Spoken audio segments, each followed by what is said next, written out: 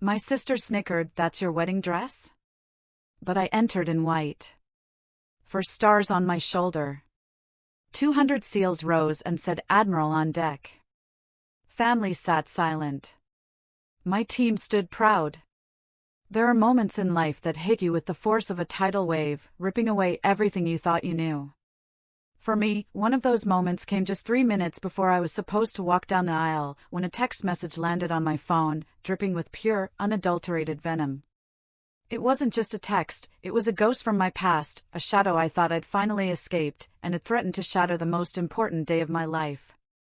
The chapel doors were closed, a heavy, silent barrier. Behind them, 200 people waited. Half of them, Navy SEALs in their immaculate dress blues, standing at parade rest. The other half, civilians, probably utterly clueless about the storm brewing just outside. I stood in that hallway, staring at my phone, rereading Charlotte's message. "Charlotte, you're really wearing that to your wedding. Cute. Do they let you salute the cake, too? No congratulations, no good luck. Just that acidic sarcasm on the day I was supposed to get married."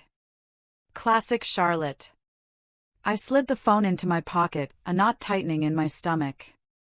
What was left to say to her? If there ever had been anything, it had been drowned out by 2 decades of those snide little comments, those quiet cuts that always aimed for the jugular. And honestly, I'd expected worse. This was tame by her standards. I adjusted the stiff cuffs of my white uniform. The fabric was perfectly pressed, the 4 stars on my shoulder feeling heavier than usual. It wasn't a strategy room I was walking into, or an award ceremony. It was my wedding. To my left and right stood 2 men who had been through hell and back with me, Hill and Torres. They weren't groomsmen.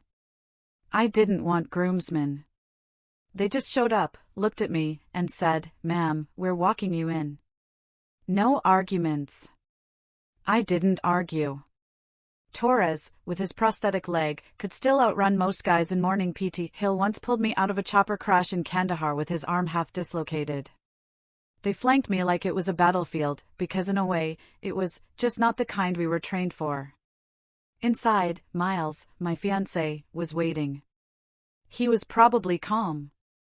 He always was. That man could read disaster scenarios like bedtime stories and still sleep like a rock. A civilian analyst, quiet but smarter than anyone gave him credit for. And he got it. He never once told me to tone it down, or asked if I'd consider just wearing a simple dress. He said, "Wear what feels honest," and so I did. The wedding was supposed to be small. Just us, the chaplain, a few close friends, and some of my immediate team. I hadn't sent out 200 invitations. They just showed up. No RSVPs, no fanfare. Just silent, respectful arrivals in black cars, boots polished like mirrors. Earlier, Briggs, from my Yemen unit, had nodded at me and said, "You walked us through hell. We're not letting you walk down that aisle alone." I don't cry easily, but that one? That one hit different. It's strange, standing still in a hallway, when you've led missions, survived ambushes, flown into combat zones. This should have been easy. Just walk a few steps, say some words, get married. No live fire, no classified briefings, just vows. But somehow, it felt like the most exposed I'd ever been. I hadn't told Charlotte I was wearing the uniform. I knew how she'd react. She always thought I joined the military out of rebellion, like I signed up just to piss her off. The truth is, I did it because I couldn't picture myself anywhere else. But Charlotte never got that. She never wanted to. To her, my entire career was just one long, expensive detour from being someone real. She always wanted me to be her +1 in polished dresses at political fundraisers, not standing in briefing rooms next to bleeding men. When I made commander, she said, "Cool. Now maybe you'll stop trying to prove something." Like I got a promotion just for fun. And now, on my wedding day, instead of silence or even pretending to care, she sent a joke. Because that's what she does when she's uncomfortable, she performs. I reached up, smoothed the edge of my shoulder board. The stars were mine. Not honorary, not gifted. I earned every last one of them. I'd worn them in war rooms and during base lockdowns, but today, I wore them for love. A voice in my earpiece broke through the silence. It was the chaplain. "We're ready for you, Admiral." Hill and Torres both turned their heads slightly toward me. They didn't speak, they didn't need to. My heels clicked against the tile as I stepped forward. The weight in my chest wasn't nerves. It came from 20 years of service, 2 decades of silence from my own sister, and a room full of men who had every reason not to be here, but came anyway. I passed the chapel threshold. The air inside was still, then I heard it, one voice, firm. "Admiral on deck." And every single man in uniform stood. I didn't smile.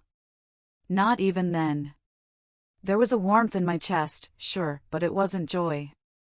It was something sharper, something I'd carried since childhood and learned never to show. The first time I realized Charlotte hated me wasn't over a fight or a broken toy. It was at the dining table. I was 6, she was 10, and I had just corrected her on the capital of New Mexico. She kicked me under the table so hard my fork hit the floor, then smiled at our mom like she was proud of me for being curious. That's how she played at sabotage, disguised as sisterhood. By middle school, she'd mastered the art of silent sabotage. If I got a certificate for good behavior, she'd roll her eyes loud enough for the whole dinner table to feel it. If I made the honor roll, she'd accidentally forget to pass on the flyer. And every time she won something, and she always did, she made sure to thank Mom and Dad loudly for raising a real winner. They adored her. Or maybe they were just exhausted. Charlotte was magnetic in public, cutting in private. She'd wear pearls to student council and then casually remind me I was too intense for boys. Once, when I was 15, I asked if I could borrow her black flats for an ROTC banquet. She handed me the box, then told her friends at school I'd worn funeral shoes to a dance. I found out the next day when someone taped a dead flower to my locker. Mom was the buffer. She'd slip me poetry books, tell me storms made strong birds, not broken ones.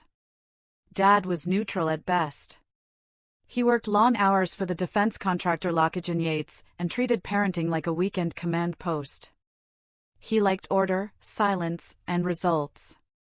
Charlotte gave him all 3. I gave him questions, attitude, and ambition. Not the right kind either, the kind he thought belonged to men. But the moment I truly understood how far Charlotte would go came during senior year. I decided to apply to the U.S. Naval Academy. I didn't ask for her approval. I didn't even tell her until after I mailed the application. She just laughed, said, "You in uniform? What are you going to do, yell people into submission?" Then one day, my acceptance packet didn't arrive. The academy said my transcripts were never submitted. I knew I'd sent them. I tore apart my room, my email, my folders, nothing. A week later, Mom pulled me aside. She'd found a sealed envelope with my transcripts in Charlotte's desk drawer. I confronted her. She shrugged, said, "I didn't think you'd actually go through with it." Like she was doing me a favor, like she knew better. We didn't speak for 2 months. Not that it mattered. I reapplied, this time making sure everything was tracked and confirmed. When the second packet came, I opened it on the porch by myself. I didn't tell Charlotte. I didn't even tell my parents. I just circled the date in my calendar, packed my things, and left for Annapolis. At the swearing-in ceremony, I stood in a sea of white uniforms, heart pounding, hands steady. I spotted them, my mom blinking back tears. Dad, arms crossed. Charlotte, in sunglasses too big for her face, chewing gum like she was bored to death. She stayed just long enough to snap a photo for her social media and left before the anthem played. That night, she posted it with the caption, "Little sis finally made it to costume camp." I didn't reply. I didn't need to. Something shifted that day. The way I saw her, the way I saw myself. She was never going to clap for me. Not in private, not in public, not ever. And once I accepted that, everything got easier. At the academy, I learned how to eat in 5 minutes, shine boots with spit, and absorb insults without blinking. But none of it was harder than growing up in Charlotte's shadow. That training started young, lasted years, and taught me the most important rule: respect doesn't always come from family. Sometimes it doesn't come at all. What did come was grit. I wasn't top of my class, but I was close. I didn't win awards for charm, but I led by showing up, shutting up, and doing the work. Charlotte once said I had the personality of a filing cabinet. I took it as a compliment. When I graduated, they called my name, and I stepped across the stage, uniform pressed, spine straight. My mom cried. Dad clapped once. Charlotte? She wasn't there. I found out later she had RSVP'd for the ceremony, booked a flight, then cancelled last minute because a television anchor job opened up in Dallas. She got the job. I got the silence. I didn't expect more. That was the secret: lower your expectations and you stop bleeding from predictable wounds. I learned that young. Learned it at the kitchen table under polished smiles and backhanded praise. I didn't carry resentment from those years.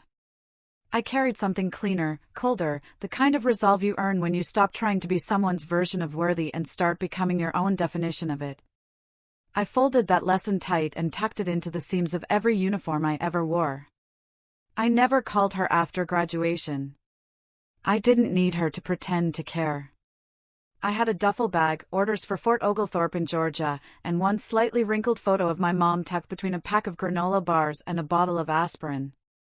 That was enough.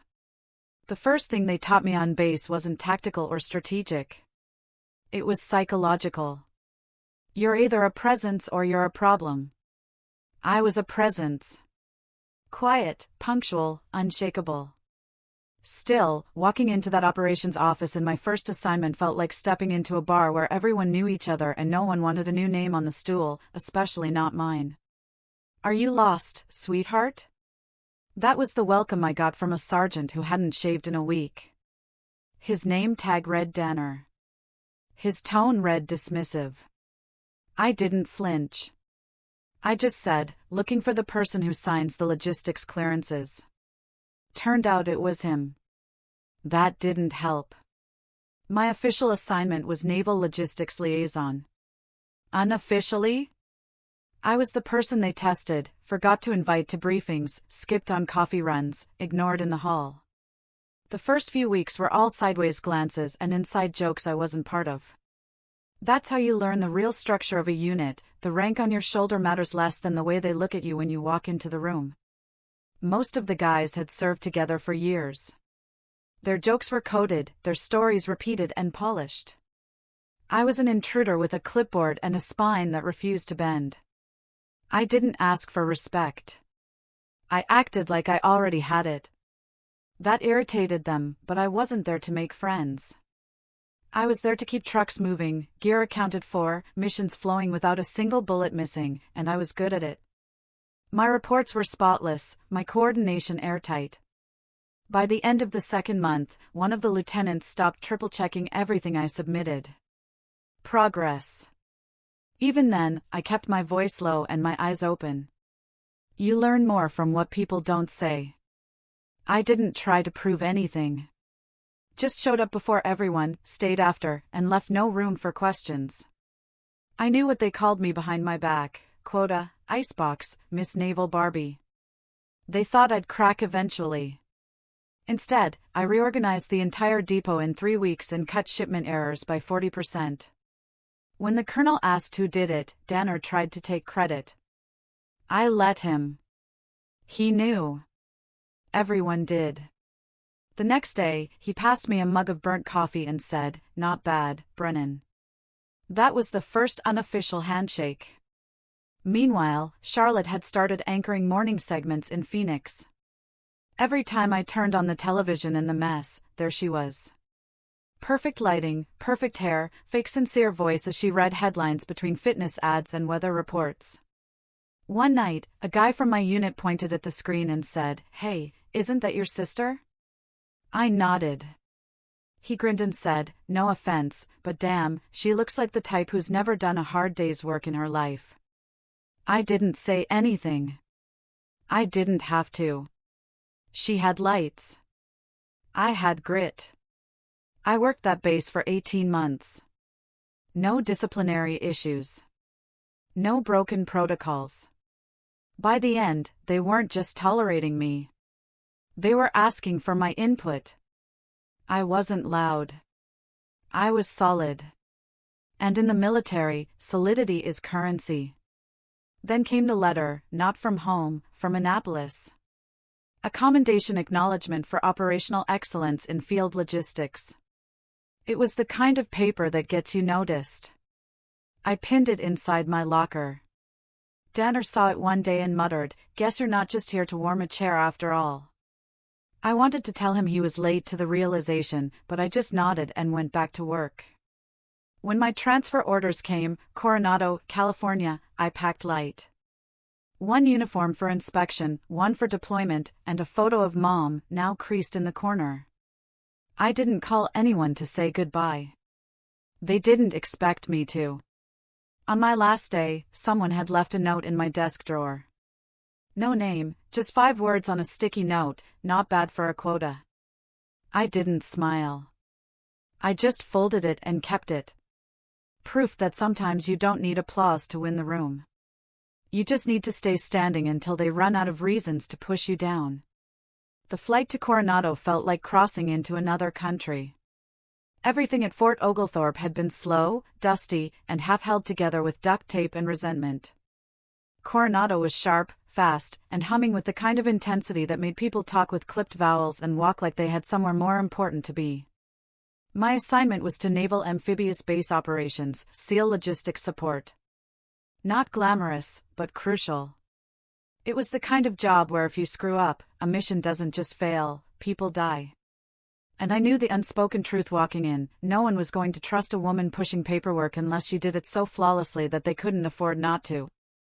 Day 1, the chief petty officer glanced at my file, then at me, and asked, "You sure you're not in the wrong place?" I told him I was right where I was assigned. He muttered something about PR stunts and waved me toward the supply cage. My official title was Operations Coordinator. Unofficially? The newbie with zero field cred, a tight bun, and a uniform too clean. The guys called me Icebox within the first week. Not because I was cold, but because I didn't flinch. I didn't joke back. I didn't break. Every morning I showed up 15 minutes before anyone else, reviewed requisition logs, flagged discrepancies, and sent my corrections to people who didn't want to read them. Then I sat through meetings where the men talked over each other and me, and occasionally forgot I was in the room. I answered questions only when asked. But when I did, I knew my shit. Fast, accurate, no filler. There's a thing that happens in environments like that. When you're quiet, they assume you're weak. Then you make one decision that saves their asses. And suddenly, you're not invisible. You're unavoidable. That moment came about 2 months in. One of the SEAL teams was gearing up for a pre-deployment training cycle, and the logistics for their loadout were a mess. Missing gear, misrouted crates, expired inventory sheets. It should have taken a week to untangle. I did it in 36 hours, alone. Then restructured the entire ordering system so it wouldn't happen again. Didn't ask for permission, just did it. The lieutenant in charge barely looked at me when I handed him the new chain. But 2 days later, when nothing got lost and every box landed where it was supposed to, he nodded once and said, "Nice work, Brennan." That was the promotion. Not on paper, but in tone. But respect is rented in places like that. Do it every day. Do it in silence. I still had to prove it wasn't a fluke. Charlotte sent a gift box to the office around that time. Cookies, a note with her station logo on it, and a little card that read, "Stay strong, little sis. Hope this job isn't too boring." I left the box in the common area. The guys ate it without asking where it came from. Someone said, "Your girlfriend's got nice handwriting." I didn't correct him. Week by week, I built a rhythm. I knew who double-counted ammo, who skipped chain of custody reports, who forged their commander's initials when they were late. I didn't snitch. I cleaned up their messes before they became problems. That was how you earned space in their world. One morning, during gear inspection, a SEAL named Ramos called me ma'am without sarcasm. I almost missed it, but it landed. Things were shifting. Still, every win came with a cost. I missed my mom's memorial service that year. Charlotte sent pictures from the family gathering. Everyone looked color-coordinated and over-polished. I looked at the photos for 2 minutes tops, then filed them into the trash. I'd sent flowers. I hadn't heard back.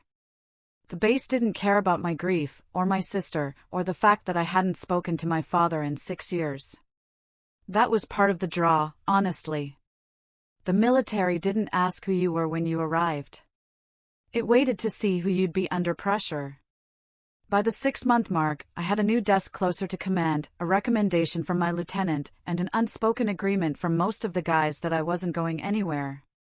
I'd earned my seat.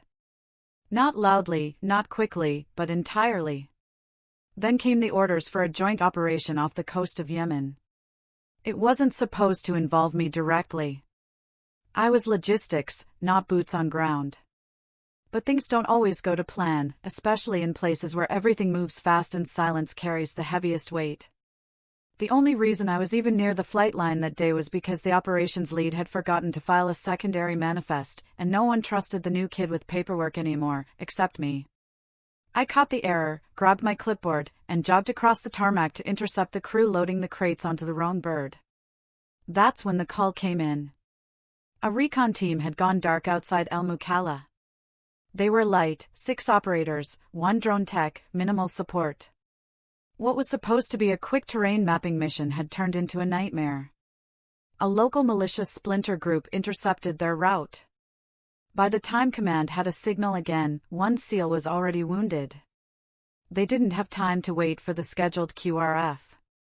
I wasn't even supposed to be in that room when the scramble started, but I was there, standing behind a comm sergeant, watching the map shift red, listening to the static-ridden voices of men I'd packed gear for, trained with, helped write meds for, now bleeding on a hillside in the middle of a country we weren't officially in. The officer on deck barked for available names. I stepped forward before I could think twice. He said, "You're logistics." I said, "I've trained with this team. I know their extraction codes, and I passed my weapons research 3 weeks ago." He looked at me hard, then waved me in. That's how fast it was. We geared up, loaded in, and launched within 20 minutes. The desert at night is blacker than anything you'll ever see. It's not just darkness, it's a kind of silence that makes sound feel out of place. We dropped fast and dirty. No lights, no chatter, just boots hitting dirt and adrenaline screaming behind your ribs. They'd set up a makeshift cover between 2 abandoned supply trucks. 2 men were pinned, one of them badly hit in the leg, the other taking potshots to buy them seconds. I crawled the last 50 yards on my belly, sand in my mouth, blood in the air, bullets whining past my boots like angry bees. We had 30 seconds to either pull out or get shredded. I reached the wounded SEAL, Bryson. A kid, barely 24. Dragged him with one arm while firing cover shots with the other. My shoulder dislocated somewhere in the pull. Didn't matter. I cinched a tourniquet around his thigh and shouted medevac coordinates to the air support team. The extraction bird hovered long enough to rattle our skulls. By the time we lifted off, I had 2 shrapnel wounds and a cracked rib. I refused the stretcher, walked to the heel of myself, Bryson's blood still soaking through my uniform. The pilot looked at me and said, "Ma'am, you're leaking." I nodded. So. Patched the hole. By the way, if you're still with me and finding yourself gripping your seat, make sure to hit that subscribe button. More unbelievable stories like this are coming. They started calling me Iron Wing after that. Someone said it was because I never flinched, even under fire. Another guy said it was because I flew out of the sky like a pissed-off angel. I never asked for clarification. Nicknames stick the way scars do, uninvited, but earned. I spent 6 weeks in recovery back in Norfolk. They offered to pull me from duty rotation. Said I needed rest. I said I'd rest when my arm worked again. I spent the next month in PT, pushing through every grimace, every nerve scream, until I could lift a crate without breaking form. Not because I was trying to be tough, but because the alternative was fading into the background again. While I was off rotation, Charlotte went on television to honor the military. She wore a navy blue blazer, trotted out some buzzwords about sacrifice, then pivoted into a monologue about strong female voices and civilian leadership. She never said my name, but she showed a photo of me from Annapolis during the segment, cropped, so my uniform and name tag were out of frame. I watched it from the rec room, still wearing a compression sleeve and smelling faintly of antiseptic. I turned the television off halfway through. One of the guys, Ramos again, looked over and asked, "You know her?" I said, "Not anymore." That's how it worked with Charlotte. She could stand next to you while cutting you out of the picture. She didn't need to lie. She just made sure the story fit her lens. But none of that mattered when I walked back into the logistics bay 2 weeks later and the team stood up without being told. Just briefly. Just enough. One guy nodded and said, "Glad you're back, Iron Wing." That was it. Respect in the military doesn't come in speeches. It comes in silence. Doors held open without orders. Coffee left on your desk without names. Eyes that don't look through you anymore. I wasn't special. I was just steady. The one who showed up. The one who didn't miss. The one who ran toward the fire and brought someone out. The next rotation was already posted. My name was on the list. This time, no one questioned it. I hadn't been stateside more than 2 weeks before her name showed up again. This time in my inbox. Subject line, "Quick collab opportunity." Media feature. Sender, Day Brand Review and Company. The collab was her way of saying, "I already pitched your story to a producer and they want me to frame it." She wanted to highlight women in command roles for an upcoming docuseries on public broadcasting. Nothing serious, nothing too war-heavy, just enough medals to look inspiring. Not so many it scared suburban moms. She wrote, "Think lean in but with camo." I'd love to sit down and sister source the tone. I didn't respond. 2 days later, the producer emailed me directly, said Charlotte spoke so passionately about my career and that they'd be honored to have me featured as a segment. Not a subject. Not a guest. A segment. Like I was a piece of footage they could drop between commercial breaks. I declined politely but firmly. I wasn't mad. I'd just seen this pattern before. Charlotte didn't want to tell my story. She wanted to tell her version of my story. Back in high school, she once submitted a short story to a statewide writing competition. It was titled My Sister, A Study in Quiet Strength. I remember reading it in the school paper. It was a beautifully written piece of fiction that sounded suspiciously like a eulogy for someone still alive. She described me as stoic, background, reliable, and then compared me to a folding chair at Thanksgiving. Always there, never noticed, holds up the weight, but never gets asked to dance. Even back then, I could hear her voice behind the compliments. So, when she posted the teaser trailer for the docuseries 2 weeks later, I wasn't surprised. She'd gone ahead without me. The segment opened with a slow pan of women saluting. Then cut to Charlotte standing in a minimalist studio, talking about her sister, the Admiral, as if I were an abstract idea. She never used my name. She didn't have to. She just said things like, "Some women lead with vision, others with silence." My sister? She does both. And I've always tried to bring her story to light. To light. Like I was some artifact she dug out of storage. The worst part wasn't the footage. It was the people who started reaching out afterward. Old college acquaintances, former neighbors, even my third-grade teacher, all messaging to say how proud they were after watching Charlotte's piece. Not because of me. Because of how she had told it. And Charlotte? She sent a follow-up email. No subject line, just one sentence, see? We made a great team. That week, I was up at Fort Dalton overseeing a transitional training module for incoming junior officers. One of the guys from SEAL Team 5 pulled me aside. Big guy, heavy accent, 3 deployments deep. Said his sister once tried to take credit for a foundation he started after coming back from Fallujah. I asked what he did about it. He said, nothing. I just kept building the damn thing. It stuck with me. I didn't respond to Charlotte's email, but I did respond with action. I submitted my own internal proposal to Navy Command, quietly, through the right chain, for a mentorship initiative aimed at female enlisted candidates. Nothing flashy, just structure, access. 6 weeks later, it was approved. I started spending every Thursday night at the base learning center. No cameras, no press, just 3 or 4 women at a time sitting across from someone who'd been through the grinder and was still standing.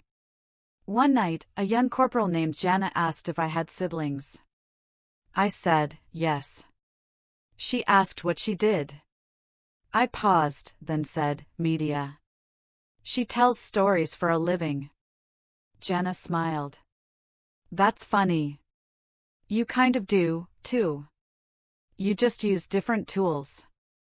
It wasn't meant to be deep, but it landed. Because while Charlotte was on NPR describing my leadership in poetic half-sentences, I was teaching 19-year-olds how to read tactical terrain and hold a perimeter without panicking. I didn't need a spotlight.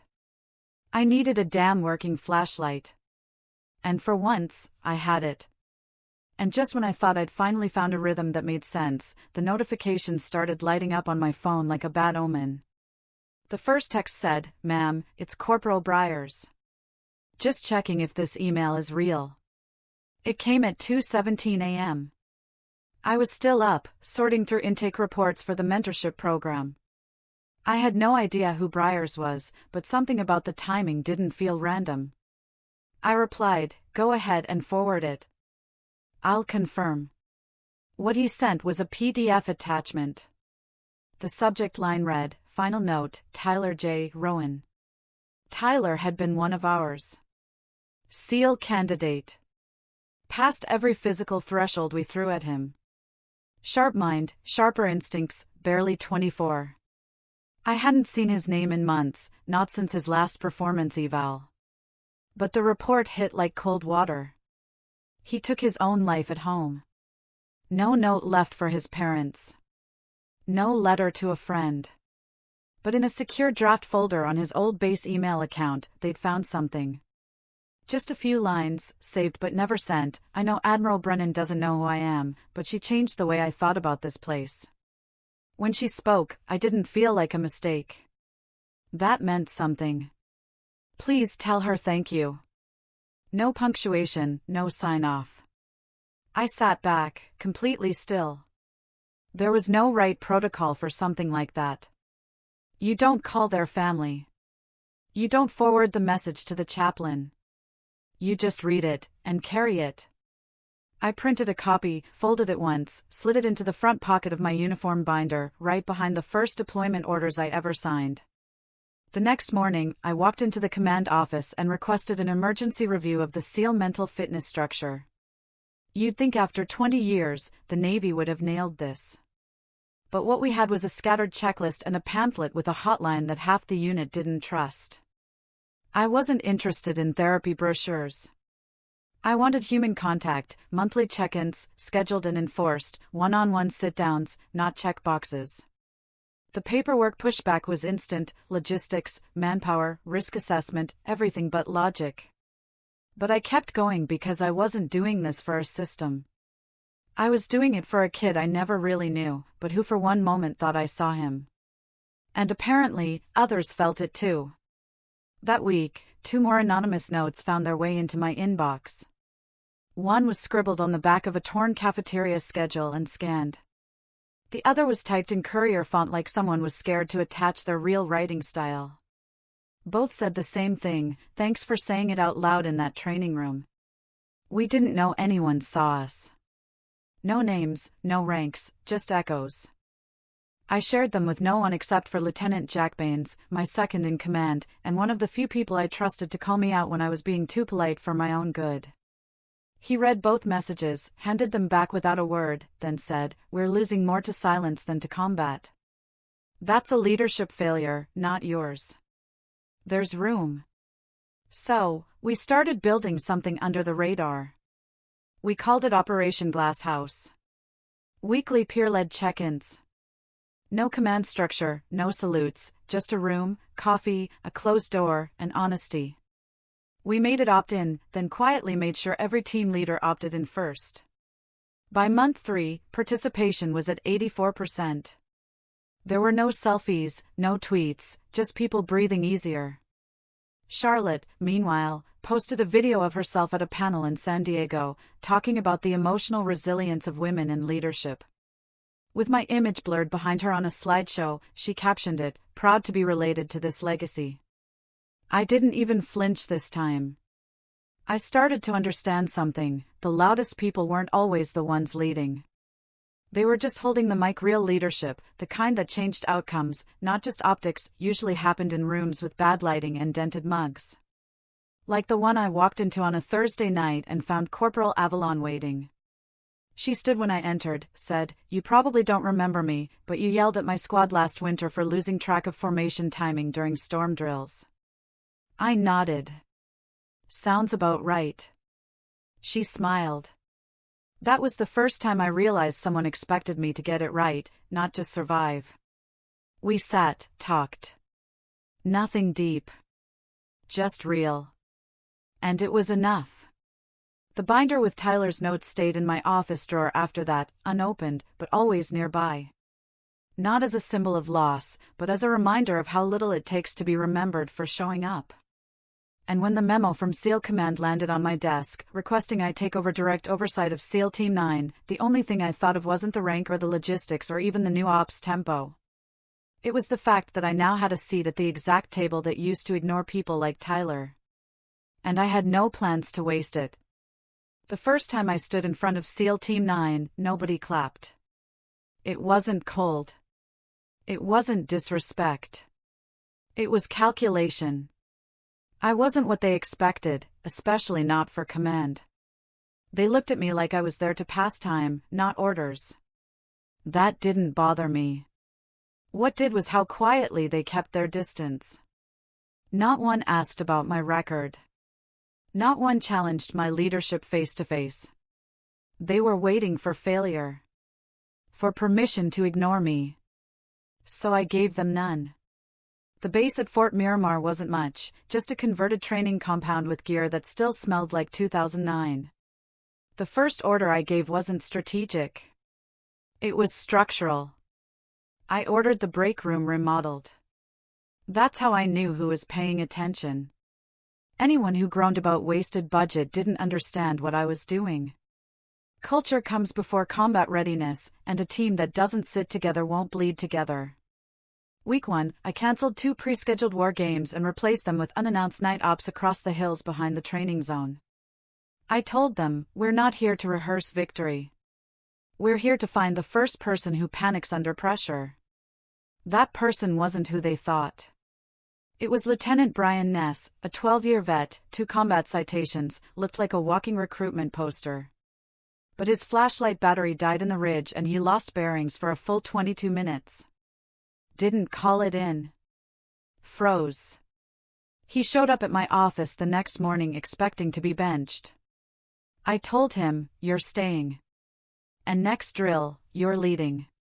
Because now you know the feeling, and that means you'll watch out for it in others." That was the first crack in the wall. After that, the silence started to shift. I didn't try to be one of them. I didn't eat with them or joke with them during briefings, but I was always visible. I watched every exercise. I walked the perimeter instead of writing it. I showed up before they did and left after. The nickname started about 2 months in, not in public, just among the squad leads, Iron Hand. I heard it once, half-whispered behind me during debrief. I pretended not to catch it, but it stuck. We ran 2 full-scale joint op simulations that quarter. 0 serious injuries. Highest overall evaluation score in the region. SEAL Command took notice. So did the men. One night after a late post-op report review, Chief Sandoval knocked on my door. I thought it was paperwork. Instead, he sat across from me and said, "Permission to speak freely, ma'am?" I nodded. "You run us hard. Some think too hard. But nobody questions if you'd show up when it gets real." He didn't wait for an answer. He just stood, saluted, and left. A week later, a former squad leader named Hamlin sent a transfer request, specifically requesting reassignment under my command. It was the first of 8. The request forms started stacking. Men with prior conflicts, disciplinary flags, or just reputations for being difficult. They weren't looking for a soft landing. They were looking for someone who didn't flinch when things cracked open. I didn't take all of them, but I reviewed every name. And when I built the new rotation schedule for deployment prep, I did something nobody expected. I asked for volunteers to join a separate platoon. Cross-branch trained, fast response, attached to disaster relief and recovery when not deployed. High impact, low glory work. 10 hands went up. That was all I needed. SEAL Team 9 started changing. Not from the top down, but from the inside out. The men trained differently, talked differently, not softer, but sharper. Like they were done proving something to each other and ready to move with purpose. Meanwhile, Charlotte published a piece in a national magazine titled "The Cost of Hypermasculinity in Modern Warfare." She used photos from our ops deck without clearance. Claimed an anonymous source had given her insight into military emotional dysfunction. I didn't issue a statement. Instead, I sent a secure message to every team member. It read, "There's what people say about us, and there's what we build together. Only one will still be standing a decade from now." That week, Chief Sandoval handed me a box. Inside was a hand-stitched unit patch. It wasn't regulation, but the emblem was clear, a lightning bolt across a hand in salute, and beneath it, "Never small again." No explanation, no speech. I had it sewn to the inside lining of my jacket where no one could see it. But I always felt it when I moved. That's the thing with real leadership. It's not about who claps, it's about who follows, even when no one's watching. "Miles Corwin didn't knock when you walked into my world," he emailed. Technically, it was a security request, standard protocol for a joint cybersecurity readiness audit. He was part of a civilian task force from the Defense Intelligence Directorate, flagged for a week-long interagency evaluation at Miramar. I scanned the memo, filed it with the usual stack of red tape, and didn't think about it again until the morning he showed up at my desk with a coffee I hadn't asked for and a question I didn't expect. "Why do your internal firewalls mirror legacy naval schema from 2008? I looked up. Civilians usually opened with a handshake or small talk. He led with a systems critique. Ballsy. "Because 2008 schema still blocks everything the 2021s leak," I said. He smirked and replied, "That's the first honest answer I've gotten all week." Miles didn't dress like government. Button-downs with rolled sleeves, no tie, wireframe glasses. He pushed up his nose when he was annoyed. But he had the kind of presence that filled a room without stepping forward. He was quiet in the way people are when they know exactly how loud they could be. Over the next 5 days, we argued over 4 policies, rewrote 3 compliance protocols, and accidentally shut down half our shared drives for 4 hours during a patch test. I expected frustration. He brought pizza and fixed it in 22 minutes. He didn't ask me personal questions. He asked operational ones. How do you manage morale when you can't promise rotation dates? What do you do when your team screws up publicly but recovers privately? He wasn't flirting. He was studying leadership, mine. By Thursday, I caught myself staying a few minutes longer in the briefing room just to hear him talk about layered security logic like it was poetry. By Friday, he asked if I ever took a lunch break that wasn't protein bars at my desk. I told him only when someone proves they understand the chain of command. He said, "Good, because I already asked your XO and he told me you're due for an actual sandwich." So we ate outside on a bench overlooking the southern fence line. We didn't talk about rank or clearance. He asked me what book my mom had read to me the most as a kid. I told him, Dickinson. Wild Nights. Wild Nights. He said his mom was more of a Steinbeck woman. Discipline without love is cruelty. When he left that Sunday, he didn't push. Just handed me a sticky note with his number and wrote, "If you ever want to audit something other than firewalls." I didn't call. Not right away. But 2 weeks later, he sent me a PDF of a protocol rewrite he'd modeled off our conversation. The subject line said, "Stolen your logic. Feel free to press charges." I replied with 2 words, "Request granted." The back and forth turned into calls. The calls turned into dinner when I was in DC for a briefing. Dinner turned into something I didn't know how to label: quiet companionship, consistent respect, the rare feeling that I didn't have to modulate myself down to be understood. Miles never once asked me to soften. He didn't flinch when I told him about lost men, missed calls, injuries I still felt in my spine some mornings. Instead, he said, "I don't love what you do. I love how you do it. That's what matters." We didn't move fast. We moved deliberately. He didn't show up with flowers or speeches. He showed up with clarity. Like the night I got back from a 10-day training op, too exhausted to unlock my front door. He was already there. Lights dimmed, stove on, reading a file on military-civilian integration policies. He looked up and said, "I figured you'd want protein, not small talk." I sat on the couch and watched him stir something in a skillet and realized this man would never ask me to be smaller. He didn't care about my title. He didn't want to wear it like a badge. He wanted to walk beside it. The moment I knew it wasn't just connection, but permanence, was during a conversation that lasted under 30 seconds. I told him about a young lieutenant who'd cracked under pressure in a live op. Miles listened, then said, "You taught him how to survive." "Who taught you?" I didn't answer. He didn't press. Instead, he said, "If you ever want to stop being the one who always holds the line, I'm here. Not to rescue, just to hold the other side. No declaration, no drama, just presence." That was the night I looked at him and said, "If you ever propose to me, do it like that. Quiet, steady, no fireworks." He smiled, leaned back, and said, "Good, because I already ruled out skywriters." There wasn't a single moment when Miles won me over. He didn't have to. He just stayed when most people blinked. He listened when others performed. And more than anything, he knew something nobody else had ever said out loud: I wasn't hard to love. I was hard to fake it with. And that meant he didn't try. The box arrived on a Tuesday. No return address, no card, just a carefully folded ivory white dress uniform, pressed flat and still warm from the cleaner's steam. My name was stitched above the pocket. Rank insignia polished to a shine. Shoes wrapped separately. Inside the inner lining of the coat, someone had tucked a note: "You've stood for everyone else. Now, let us stand with you." It wasn't from Miles. He'd already asked. Quiet, simple, no kneeling.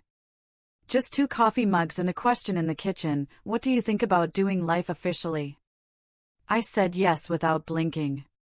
We planned something small. Local courthouse, 24 guests, light lunch afterward. No spectacle, no staged emotion, just people who mattered. But then Charlotte called. She started with pleasantries. Asked about venue details, dates, if I'd chosen a florist. Then came the line, "I know you're probably doing that whole stoic uniform thing."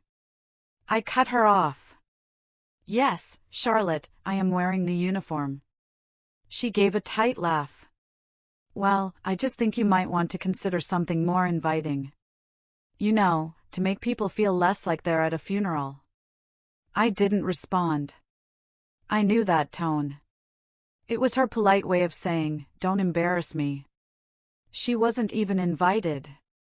Not officially. The RSVP email bounced. The last communication we'd had before that call was a forwarded link to her TEDx talk about feminine resilience in boardrooms. She'd used my photo again, this time with a voiceover about invisible women rising through hard structures.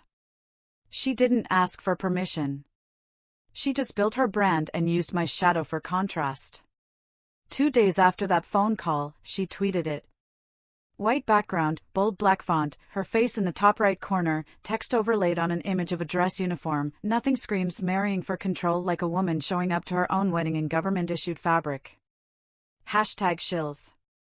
It landed at 9:14 a.m. By 9:23, it had over 5,000 likes. By noon, it was on Instagram. A few gossip accounts picked it up, mocking the bridezilla with combat boots. Some of the comments were worse than the tweet. Guests love means never having to wear heels. Is this the military's version of cosplay? Imagine saluting your wife instead of kissing her. They didn't know who I was. Didn't know what those stripes meant, or the blood it cost to earn them. I didn't say a word publicly. Neither did Miles. He just slid my phone off the table, set it face down, and asked, red or white with dinner? But others did speak. It started small. A comment thread under a Navy spouse's forum. Then a stitched video by a former Marine on TikTok reading my service record line by line, ending with, she doesn't need to explain. That uniform is the reason you get to mock her in peace. By midnight, the hashtag flipped, #AdmiralBride, #SaluteTheDress, #IronWingWedding. But none of that mattered compared to what showed up the next morning. By ones, letters started arriving. Not DMs. Not tweets. Letters. Handwritten, folded carefully, sent to the base, sealed with tape and reverence. A young girl from Iowa wrote, my brother says girls can't be Navy, but I saw your picture and now I'm going to be Ironheart. A retired sailor sent a ribbon bar from his first deployment with a note, I never had a daughter, but if I did, I'd want her to walk down the aisle like you. Even a few active duty members who'd never served with me reached out quietly through back channels, if you ever need a row filled, I got the dress weights ready. That's when the emails started coming. Not from the public, but from the men I had trained, served beside, led. SEALs, Marines, Corpsmen, even logistics officers I hadn't seen in 8 years. Each one said the same thing in their own way, tell us where and when. Not because of Charlotte. Not out of spite. But because the uniform didn't just represent service, it represented a truth some people didn't want to acknowledge, that you can lead with grace and still wear steel. That honor isn't gendered. That sometimes the strongest walk down the aisle, not in lace, but in legacy. I didn't respond to Charlotte's tweet. I didn't repost. I didn't rebut. But I did send one reply. Not to her. To everyone else. I posted a single photo of the uniform box, pressed and perfect, captioned with 7 words, this is what earned looks like. Then I closed the app. There was still a wedding to plan. And apparently, a guest list that was about to get much, much larger. The first to arrive was Master Chief Eric Donnelly. 12 years out, 2 hip surgeries, and still the only man I knew who could make a full room shut up just by raising an eyebrow. He walked into the chapel the morning of the ceremony, holding a white envelope with my name on it, and said, got your 6, Admiral. No SEK Conti star. No announcement. Just that. Then came Tyler Keys, who once took a bullet in Panama and refused morphine because it slows my math. Followed by Lieutenant Sam Brickhouse Reyes, who once deadlifted a submerged engine block to save 2 divers. Then more, dozens, then over 100. By 1100 hours, chapel staff were scrambling to open the side wings for overflow. I stood in the back prep room, staring at myself in the mirror. Full dress whites, shoes shined, medals aligned. No veil, no makeup beyond what the Navy's grooming regs allowed. I was still me, only cleaner, only steadier. Miles was already in position near the altar. No groomsman, just him. A dark navy suit, polished shoes, and a quiet confidence. He didn't ask how many people had shown up. Didn't need to. He knew. At 12:50, my phone buzzed.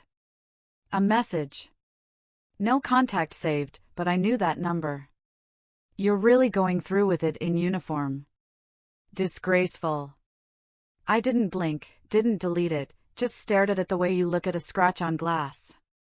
Unavoidable, but irrelevant. Then I turned the phone over and slid it into the inside pocket of my uniform. Two men stood beside me, Senior Chief Gavin Ford and Petty Officer Liam Tross. Both had once crawled through a burning structure to pull me out after an intel operation in Djibouti went sideways. I owed them my spine, literally.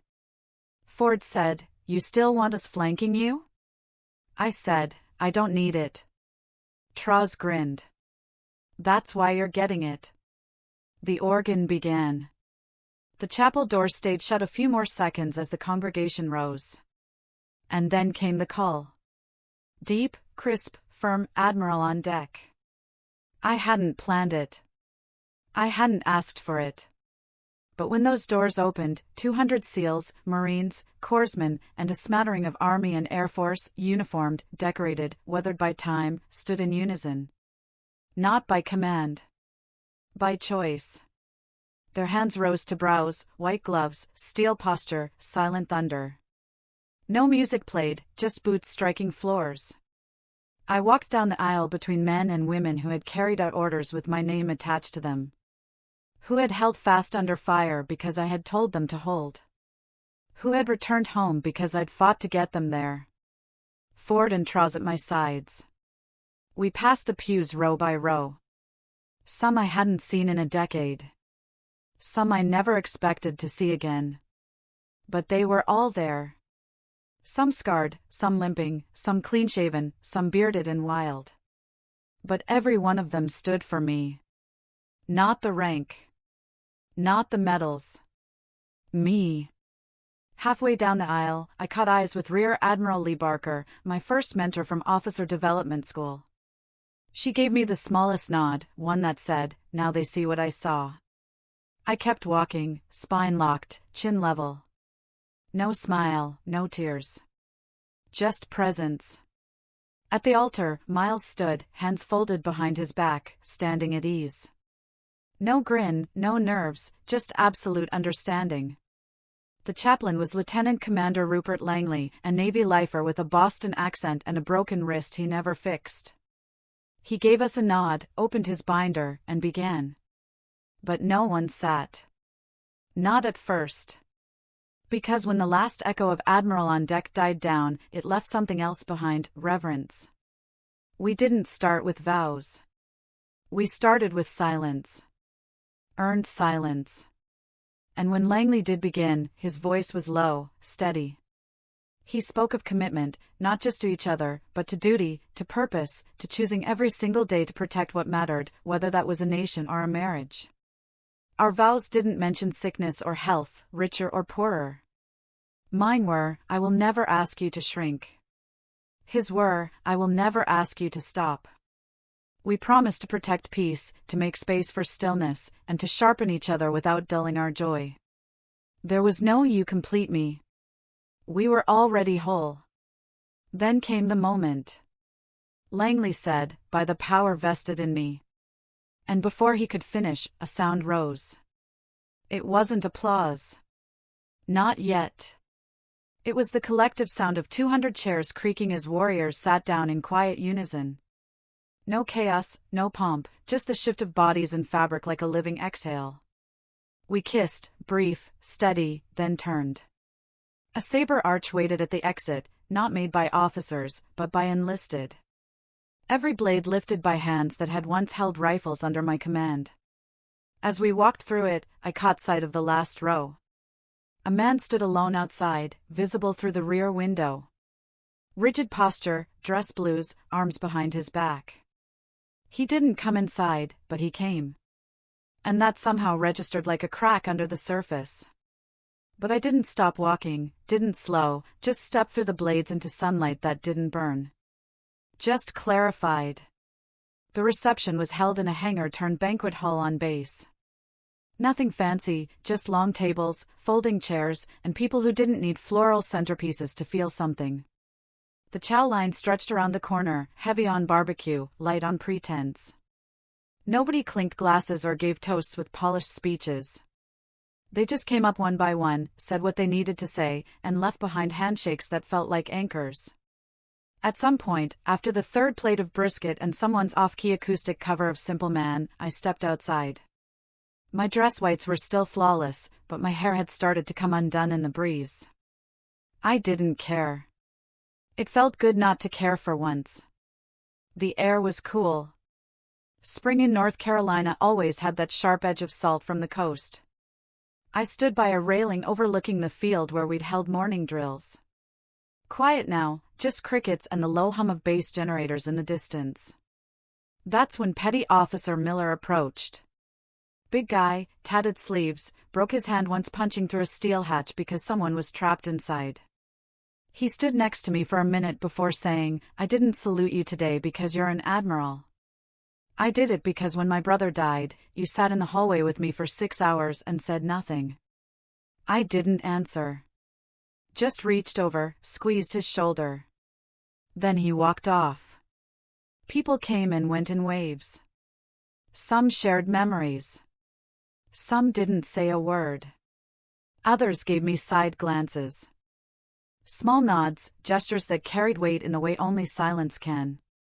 A few brought up my mom. No one mentioned Charlotte, but I knew she had been there. I hadn't seen her face in the chapel. Hadn't expected to.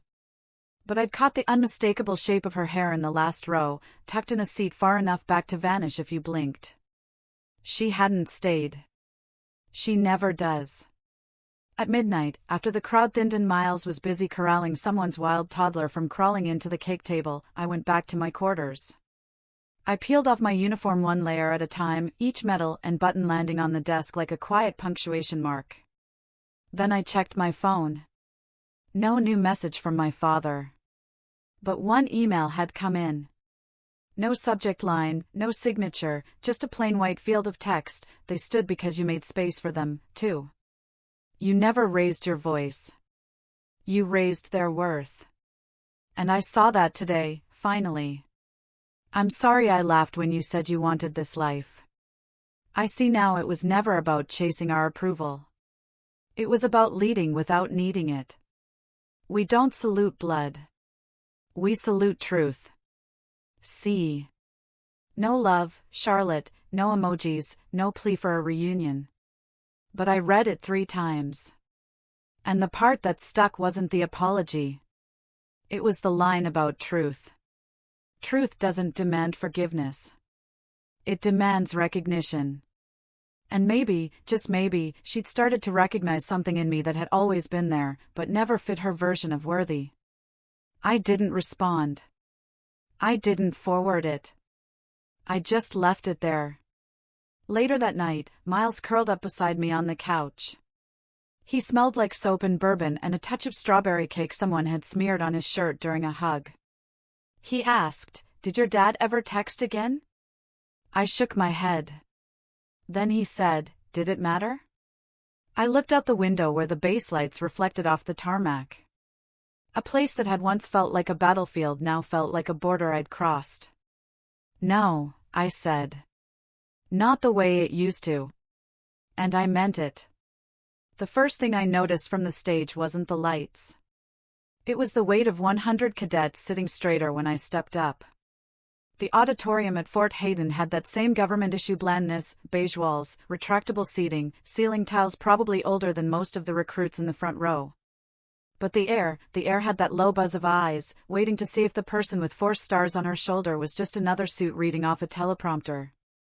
I wasn't here to lecture. I didn't bring a PowerPoint. I brought a notebook with 2 words scribbled across the top, "Remember them." This wasn't a conference. It was a quiet reckoning. When they introduced me, the room clapped, polite and restrained. Not because they didn't care, but because no one really knew how to respond to a female flag officer who didn't walk in swinging a bat made of rank. I didn't mind. I wasn't here to be liked. I was here to be honest.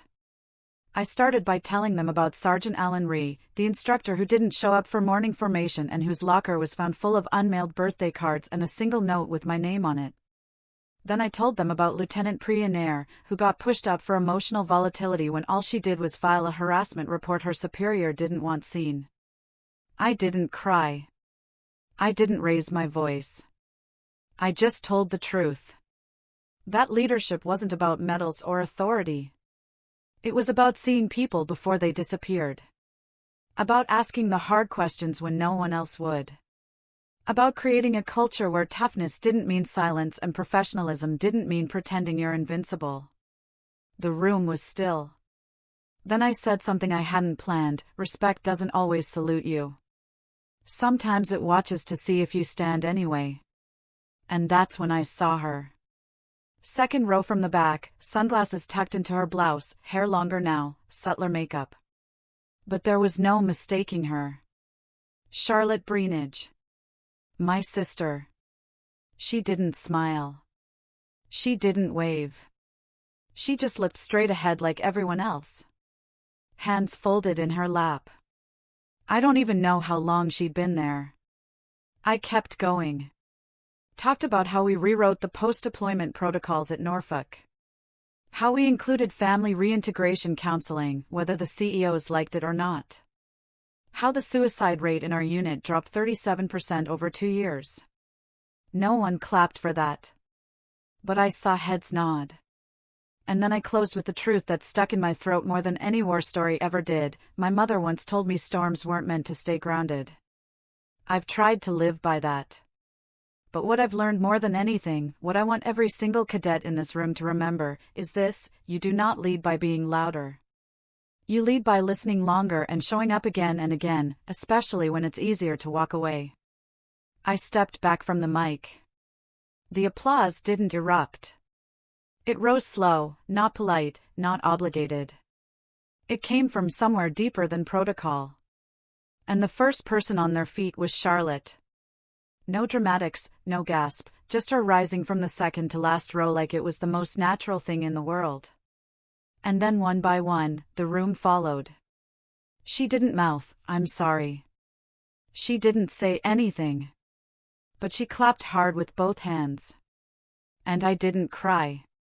Not then. Because for the first time in my life, my sister wasn't looking down at me or past me. She was looking directly at me, on my terms. And that was enough. Charlotte's applause didn't change my life, but it changed the air in that auditorium. For the first time, I wasn't the one bridging the silence. Someone else stood up and met me halfway. 2 weeks later, I got the call from the Department of Defense. They were greenlighting the overhaul initiative we'd been pitching for years: joint operations reform, mental resilience integration, ethical command training from the ground up. And they wanted me to lead it. They didn't ask for a consultant. They asked for oversight, for vision, for a blueprint that could hold weight long after I retired. I didn't hesitate. I said yes. The first site we visited was Fort Burwell, a place I hadn't stepped foot in since my first deployment. Back then, I was the junior officer assigned to a team that didn't believe in women in charge unless it was a joke. Now, I walked into that same hangar wearing 4 stars. The senior chief at the gate saluted before I even reached him. Inside, the white boards were full of new training models I'd written. The instructors were fresh-faced, open-eyed, eager, but grounded. I walked past one classroom where a young woman in desert camo was leading a briefing on operational stress mitigation. Her voice was steady, confident, and sharp. She turned slightly when she saw me through the window. Her name tag read Patterson A. Avery. I blinked. That name had weight. After the session, she came up to me. Didn't stumble over her words or try to impress me. My dad was Corporal Nick Patterson. You pulled him out of a wreck off Mogadishu. He said you saved more than his life that day. He named me after you. I didn't know what to say. I just shook her hand, and she gripped mine like she meant it. That's what stays. The names that get passed down, not out of tradition, but out of impact. The leadership that echoes beyond your command. I traveled base to base for the next 6 months, watching the new model come to life. Units that used to burn out their people now had embedded mental health officers. Evaluations included not just tactical metrics, but leadership empathy scores. Soldiers who'd never been listened to before now had a channel to speak up without risking their career. At Camp Monroe, a second lieutenant pulled me aside after a seminar. "Ma'am," he said, "I didn't think I belonged here until I read your training doctrine. I thought I was soft. Turns out I was just human." I told him that's the hardest thing to be in uniform. And then came the message from the White House. I'd been nominated for the Department of Defense's Excellence in Ethical Command Award. I wasn't sure I wanted it. Titles felt small after all this, but I accepted. The ceremony was hosted at the National Defense Auditorium in Arlington. Packed house, officers, civilians, cadets, brass. Miles sat in the front row. So did someone else. My father. He didn't sit tall like he used to. His shoulders were a little slouched, his hair thinner, but he wore a gray suit, not his uniform. No medals, no ribbons. Just himself. He stood when I walked on stage. So did half the room. The applause was fast, loud, and unrelenting. But it wasn't the clapping that stuck. It was the moment I looked right at him, and he didn't look away. When I reached the podium, I didn't start with a quote or a joke. I just said, "We can't control how we're raised. We can only choose how we lead." And I meant it. After the ceremony, I walked outside into the warm spring air. A line of cadets waited to shake my hand, and I greeted them one by one. Some gave salutes, some gave smiles, a few even gave thanks. And then he stepped forward. My father. He didn't speak right away, just took off his cap, held out his hand. "I'm proud of you," he said. Then quieter, "And I'm sorry it took me so long." I nodded. Not because it erased anything. Not because I needed it. But because truth, when it finally arrives, doesn't have to be dramatic. It just has to be real. That night, Miles and I ate leftover Thai food at home. Our boots by the door, his tie undone. I sat at the kitchen table, scrolling through my inbox. A message from a former SEAL blinked at the top. "Still thinking about your wedding, ma'am? Never seen that many tough guys cry in one room." I smiled, showed it to Miles. He read it, then asked, "You going to write back?" I typed, "Some salutes stay with you longer than silence ever did." Then I turned off the phone, leaned back in my chair, and let the quiet settle. Because in the end, revenge didn't look like payback. It looked like policy change. It looked like my sister standing up, my father reaching across decades. It looked like a young cadet named Avery Patterson taking the oath in boots I once filled. And it felt like this, like standing tall so others know it's possible. And maybe that's the real victory. When you no longer need the people who doubted you to admit they were wrong. You just need them to see that you're still standing. That the things they laughed at built the life they couldn't imagine. Not louder, just stronger. Not bitter, just unshakable. Because in the end, the loudest revenge isn't noise. It's proof. This journey taught me so much about finding your own worth, even when the people closest to you try to diminish it. It taught me that real respect isn't given, it's earned, in the quiet moments and the loud ones. So I'm curious, what's a moment in your life where you chose to stand firm, even when it felt like everyone else was trying to push you down? Let me know in the comments below. I really want to hear your stories.